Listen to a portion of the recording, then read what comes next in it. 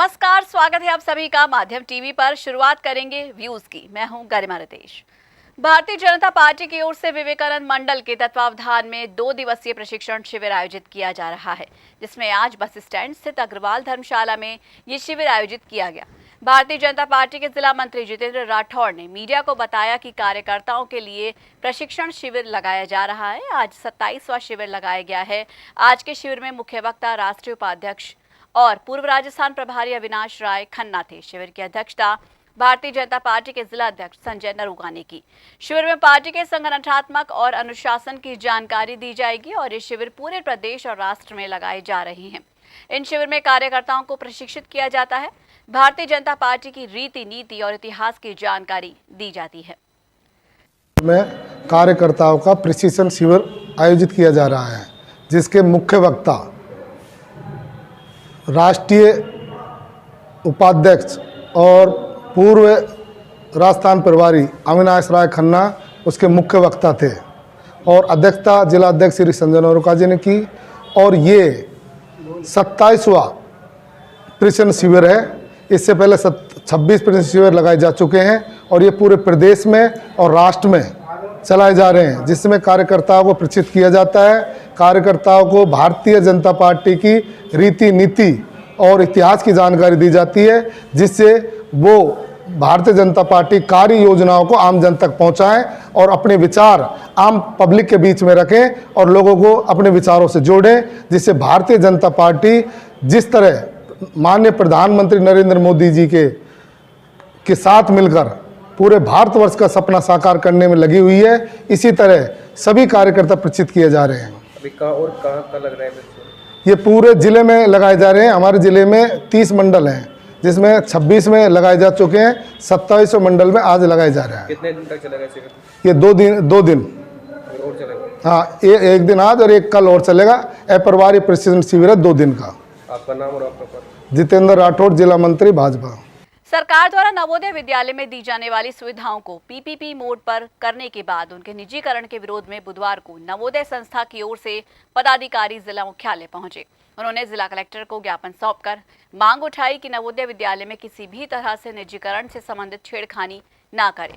नवोदय संस्था से जुड़े डॉक्टर प्रकाश मीणा ने माध्यम टीवी को बताया कि पूरे राजस्थान स्तर पर नवोदय संस्था की ओर से जिला मुख्यालय पर ज्ञापन दिया जा रहा है। मनोदय विद्यालय में इस तरीके से निजीकरण छेड़खानी ग्रामीण परिवेश को खासा नुकसान पहुंचाएगी, इसलिए किसी भी स्तर पर पीपीपी मोड पर इसे संचालित नहीं किया जाए। क्या दिया? आज हमने हमारे जवाहर नवोदय विद्यालय की एलुमनी संस्था जो नवोदय ऊर्जा सोसाइटी है राजस्थान, उसके आह्वान पर प्रत्येक जिला कलेक्टर को पूरे राजस्थान में एक ज्ञापन दिया जा रहा है। ज्ञापन इस एजेंडे पर दिया जा रहा है कि केंद्र सरकार ने अभी निर्णय लिया है कि कुछ चुनिंदा नवोदय विद्यालयों को पीपीपी मोड पर सैनिक स्कूल की तर्ज पर विकसित किया जाएगा। तो हमारा मानना है कि पीपीपी मोड जो है किसी भी संस्था को प्राइवेटाइजेशन की तरफ ले जाता है, और अगर नवोदय विद्यालय का प्राइवेटाइजेशन होता है तो ये न केवल ग्रामीण प्रतिभाओं के साथ कुठाराघात होगा, बल्कि देश की जो शिक्षा नीति है जिसमें एकमात्र ये मॉडल है जो ग्रामीण गरीब तबके को निःशुल्क आधुनिक शिक्षा देने का मॉडल है, और एक तरह से ये इसमें अमीर और गरीब का भेद भुलाकर सबको एक समान वातावरण में शिक्षा देने का अब तक काम किया गया है, जिसके सुखद परिणाम भी आए हैं। लेकिन इस मॉडल को भी अब सरकार के इस निर्णय के माध्यम से छिन्न भिन्न करने की कोशिश की जा रही है। तो राजस्थान के नवोदय विद्यालय के पूर्व छात्र और देश भर में भी नवोदय विद्यालय के पूर्व छात्र इस निर्णय का विरोध कर रहे हैं, और इसी क्रम में हमने आज अलवर की जिला एलुमनाई जो जवाहर नवोदय विद्यालय तिरतर के पूर्व छात्र हैं, उनके एलुमनाई संस्था हम नवोदय के माध्यम से अलवर जिला कलेक्टर महोदय को ये ज्ञापन दिया है, और हमने ये मांग की है कि हमारी इस मांग को भारत सरकार और भारत सरकार के शिक्षा मंत्री तक पहुंचाया जाए कि नवोदय विद्यालयों को पीपीपी मोड पर ले जाकर उनका प्राइवेटाइजेशन करने की कोशिश नहीं की जाए, उनके मूल स्वरूप को बहाल रखा जाए, क्योंकि ये मूल स्वरूप जो है नवोदय विद्यालय का, ये भारत की शिक्षा का बेहतरीन मॉडल है, और ये देश की एकता, अखंडता और ग्रामीण और गरीब प्रतिभाओं के लिए एक बेहतरीन अवसर है। इस अवसर को उनसे पहल मुंडावर के ग्रामीण बुधवार को जिला कलेक्टर से मिले और पंचायत भवन को अनियंत्रित दूसरे स्थान पर बनवाए जाने के विरोध में ज्ञापन सौंपा। Mundawar cooperative society chairman Jagmal Singh Chaudhary ने माध्यम टीवी को बताया कि भामाशाह द्वारा दी गई कृषि भूमि पर नहीं बनाकर पंचायत भवन किसी दूसरी जगह पर बनाया जा रहा है। उपखंड अधिकारी द्वारा इस तरह की कार्रवाई का विरोध करते हुए आज जिला कलेक्टर को किसान भवन उसी स्थान पर बनवाए जाने की मांग को लेकर ज्ञापन सौंपा है। आज हम इसलिए दिया है, हमारे राज्य सेवा केंद्र निर्माण बनना है जिसे पंचायत भवन भी कहा जाता है, उसके लिए मिला है। और हमारे एक दानदाता ने 23 एकड़ ज़मीन दान दी है एग्रीकल्चर की, और वो बिल्कुल ऑन रोड और स्कूल के बिल्कुल सामने है। उसको एसडीएम साहब ने पता नहीं सिंचाई विभाग से रिपोर्ट ली है, खुद अपनी मर्जी से ली है, उसको जल्द भराव दिखा करके कहीं दूसरी जगह बनवाना चाहते हैं।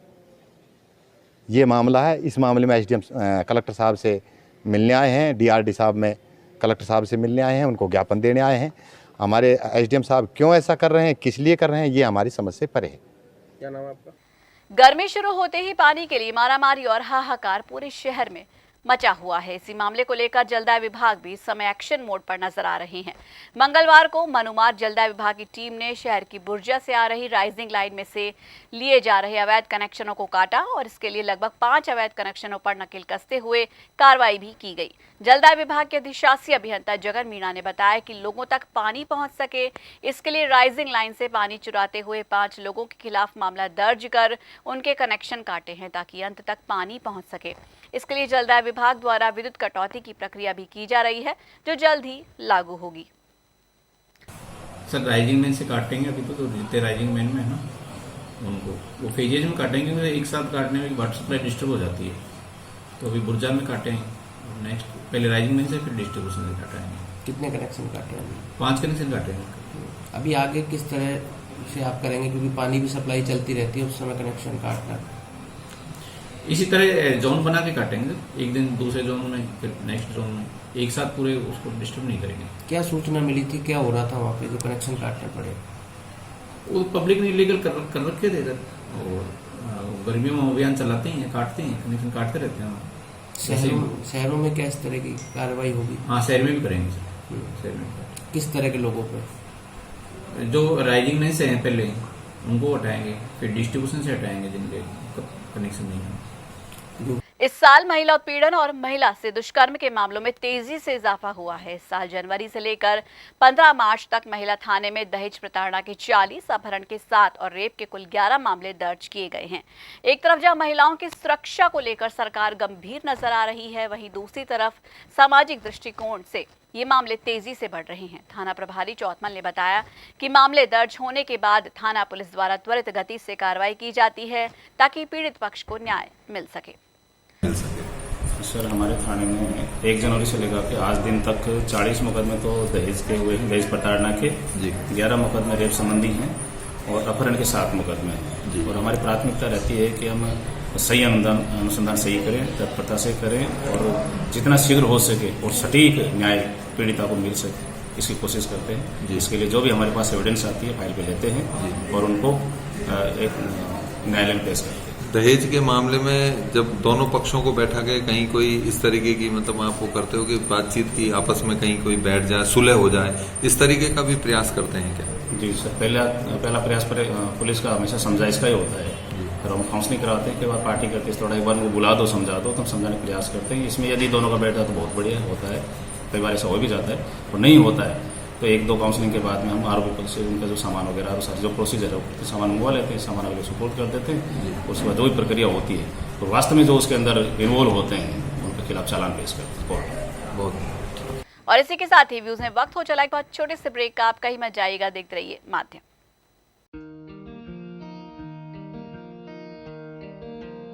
आप सभी अपने इन्वेस्टमेंट्स बचा के रखिए, क्योंकि त्रिहान होम डेवलपर्स अलवर की सबसे बड़ी सोसाइटी अपना घर शालीमार बनाने के बाद अब लेकर आ रहे हैं आपके लिए लग्जरी फ्लैट्स।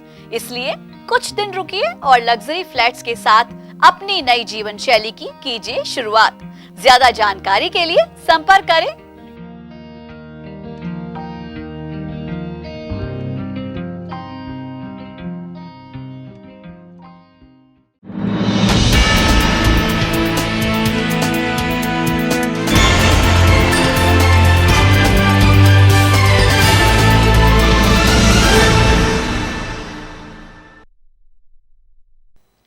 एक बार फिर से स्वागत है आप सभी का। आप देख रहे हैं माध्यम पर व्यूज। रुक करेंगे कुछ और खबरों का। बुधवार को भारतीय जनता पार्टी मंडल बहादुरपुर के 2 दिवसीय प्रशिक्षण शिविर की शुरुआत हुई। शिविर में सर्वप्रथम आए हुए मुख्य वक्ताओं द्वारा मंडल कार्यकारिणी द्वारा दीप प्रज्वलित कर कार्यक्रम की विधिवत शुरुआत की गई। शिविर के दौरान भाजपा के वक्ताओं ने भाजपा कार्यकर्ताओं को नए कृषि कानूनों की जानकारी पहुंचाने का प्रयास करने की बात कही, ताकि लोगों को कृषि कानून के बारे में पूरी जानकारी मिल सके। भारतीय जनता पार्टी अलवर के जिला अध्यक्ष संजय नरूका के नेतृत्व में पार्टी के अन्य पदाधिकारियों ने बुधवार को सीएमएचओ और पीएमओ से उनके कार्यालय में मुलाकात की। इस दौरान उन्होंने कोरोना संक्रमण की रोकथाम के लिए स्वास्थ्य विभाग की ओर से चलाए जा रहे टीकाकरण अभियान को लेकर बातचीत की। जिला अध्यक्ष नरूका ने सीएमएचओ ओम प्रकाश मीणा और पीएमओ सुनील चौहान से वैक्सीन के बारे में जानकारी ली और कहा कि जन जागरण और आमजन को इसका लाभ मिले, इसके लिए विचार विमर्श कर भाजपा की ओर से बूथ स्तर पर अभियान चलाने का निर्णय भी लिया गया।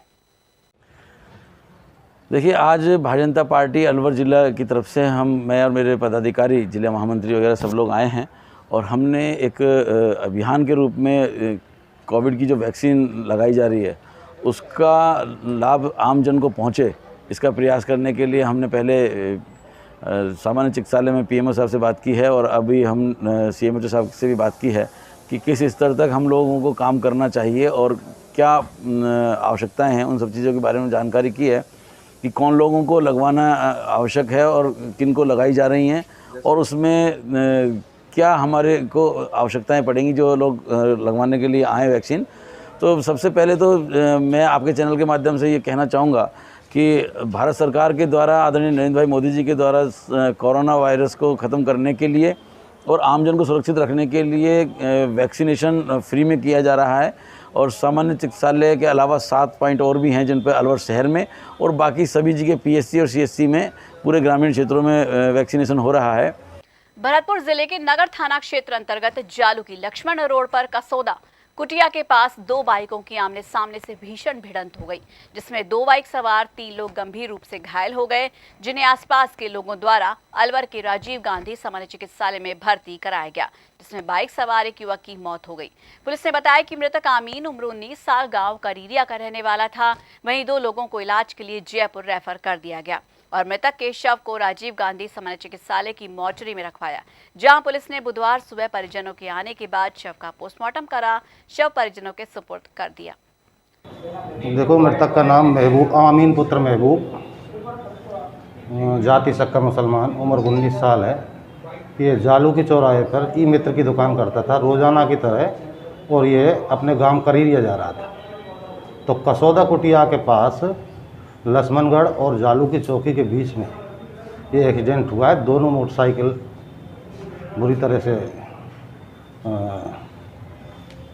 क्षतिग्रस्त हुई हैं और घायलों को तुरंत अस्पताल लाया गया। इलाज के दौरान आमीन की मृत्यु हो गई। 2 को जयपुर रेफर? हाँ, 2 को जयपुर रेफर कर दिया। कोविड-19 से खतरा फिलहाल थमा नहीं है, इसलिए इसे हल्के में ना ले, क्योंकि कई जगहों पर फिर से कोरोना के मामलों में इजाफा नजर आया है। इसलिए बिना मास्क लगाए घर से बाहर कदम ना रखें, क्योंकि 2 गज दूरी, मास्क है जरूरी। माध्यम टीवी आप सभी से गुजारिश कर रहा है। तो आज के लिए व्यूज बस इतना ही।